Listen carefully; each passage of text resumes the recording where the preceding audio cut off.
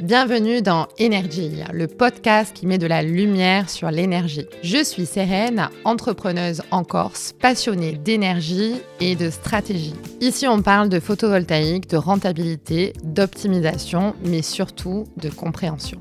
Alors aujourd'hui, on va répondre à une question que tout le monde se pose. Est-ce que le photovoltaïque est vraiment rentable ? Alors avant de répondre à cette question, je voudrais vous faire écouter quelque chose. Les factures EDF, elles sont passées de 440 à 100 euros, à 110 euros en moyenne. Qui aujourd'hui nous fait quand même tomber nos factures qui devaient être aux alentours de 240 euros. On se retrouve avec des factures de 50 euros par mois. Il y a quand même une économie annuelle aux alentours de 1800, 2000 euros. Ce que vous venez d'entendre, ce sont des clients d'ATA, des particuliers mais aussi des professionnels qui vivent et expérimentent déjà leur rentabilité. Et pourtant, la question reste entière pour nombre d'entre nous. On me la pose très souvent cette question et aujourd'hui, je vais essayer d'y répondre de façon exhaustive et claire. Est-ce que le photovoltaïque est donc vraiment rentable ? Parce qu'entre témoignages, promesses commerciales, marketing agressif et tout ce que l'on peut voir sur la toile, on a vite fait de s'y perdre. La réalité, elle est souvent plus complexe et n'est surtout pas la même pour tous les projets. Dès qu'on parle de business et dès qu'on parle de technique, ça devient assez difficile à lire. Il y a des chiffres partout, des simulations, des aides, des rendements et au final, on ne sait plus vraiment ce qui est vrai et surtout, qu'est-ce qui est valable pour notre projet spécifique. Alors oui, la question est la bonne, mais pour y répondre correctement, encore faut-il savoir de quoi on parle. Rentable, ça peut vouloir dire beaucoup de choses. La définition de rentable dans le DICO, c'est qui produit une rente ou un bénéfice ou bien simplement qui donne des résultats. Alors ça, oui, mais dans quelle mesure ?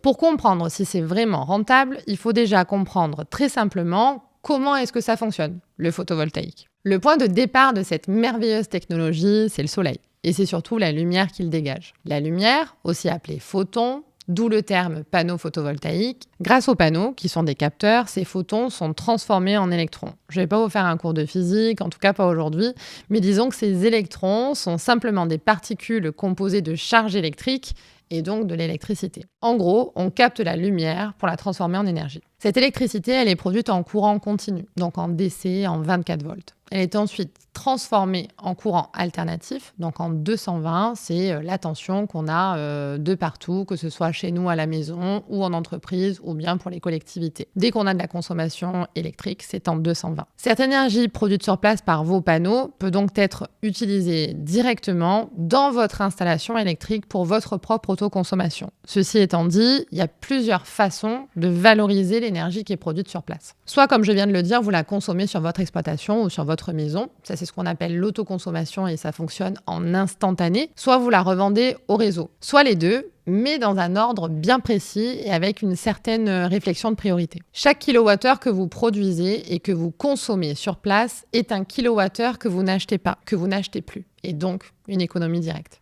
Chaque kilowattheure que vous produisez mais que vous ne consommez pas sur place est valorisé et revendu directement sur le réseau. Cette revente d'énergie donc dite en surplus représente des recettes. Donc là, si je reformule, je produis sur place l'énergie pour l'autoconsommer. L'énergie que je produis et que j'autoconsomme, je ne la paye plus sur ma facture. L'énergie que je produis et que je n'autoconsomme pas, parce que je n'en ai en instantané pas besoin, elle est alors revendue au réseau.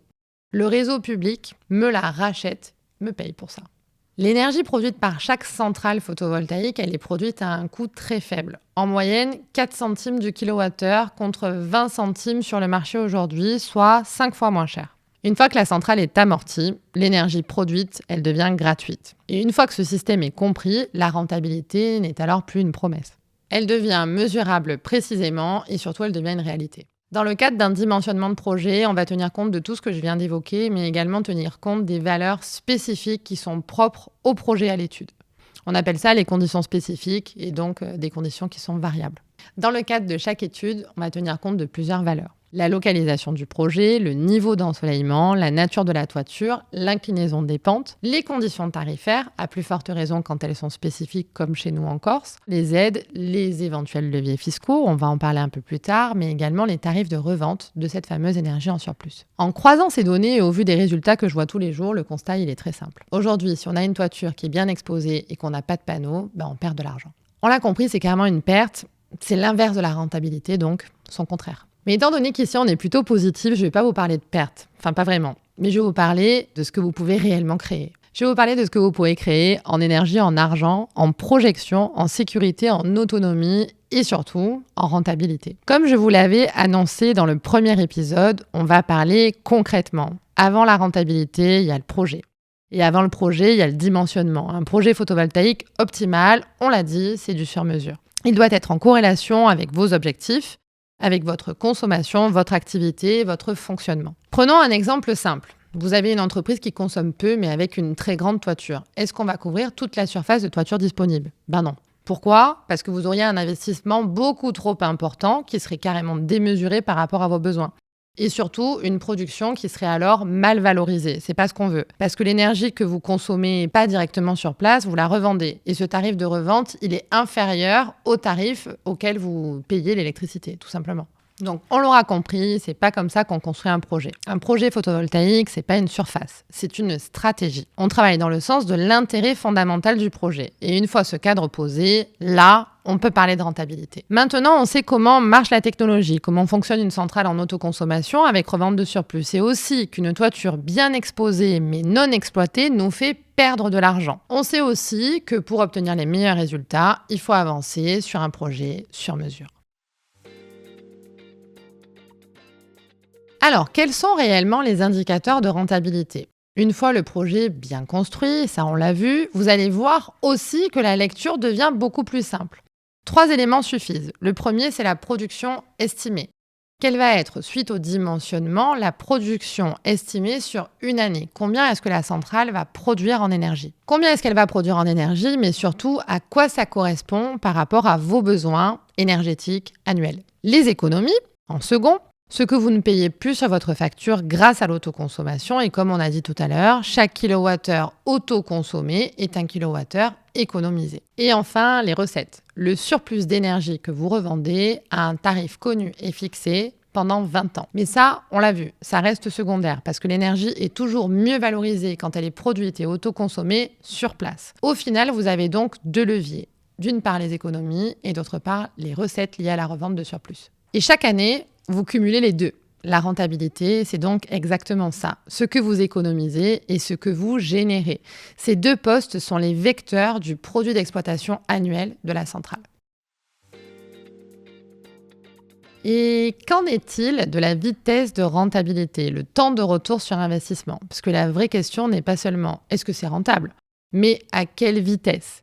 Vous savez que la lumière va vite. Alors, combien de temps pour rembourser votre investissement ? Et une fois la centrale amortie, on est comment ? Qu'est-ce que ça dit ? Eh bien, on est vraiment pas mal. Chaque kilowattheure produit devient de la marge, qu'il soit autoconsommé ou revendu. Pour vous donner des repères, encore sur une résidence principale, on est généralement sur moins de 4 ans de temps de retour sur investissement, avec des rendements financiers autour de 20% par an. Là, on parle clairement d'un investissement. En comparaison, on a peu de placements financiers qui tiennent la route. Un placement IMO à 7% par an, par exemple, est un excellent placement immobilier. Là, on est plus sur 20% par an. Et alors, je vous parle même pas du livret A. Pour les professionnels, c'est souvent encore plus intéressant parce qu'ils consomment en journée et donc ils autoconsomment davantage parce que le soleil brille la journée. Et en plus de ça, ils ont accès à des leviers fiscaux qui viennent s'ajouter aux aides à l'autoconsommation. Parmi les leviers fiscaux, je pense notamment au crédit d'impôt à l'investissement corse qui nous offre jusqu'à 30% récupérés à N+1. Résultat des durées de retour sur investissement de 2 à 3 ans et des rentabilités autour de 25 points par an.